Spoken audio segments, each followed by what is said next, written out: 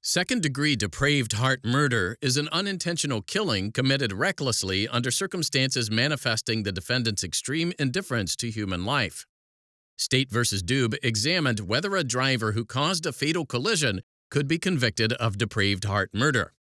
John Doub drank 6 beers at a club with his softball team. As Doub drove away from the club in his pickup truck, he struck 2 parked cars. Bystanders near the cars called for Doub to stop, but Doub left the scene.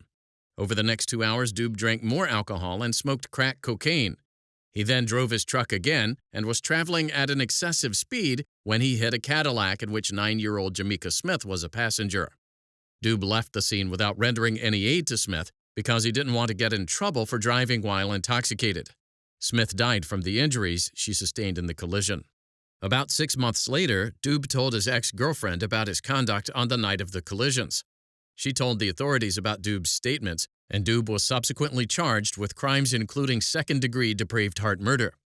At trial in Kansas State Court, the state presented evidence that Doub had consumed alcohol and smoked crack on the night of the fatal collision, that he collided with the 2 parked cars, that he'd been driving on the wrong side of the road at the time he hit one of the cars, that he ignored bystanders' shouts to stop when he hit the parked cars, that he was speeding when his pickup hit the Cadillac, that he didn't help Smith after the collision, and that he left the scene to avoid criminal liability.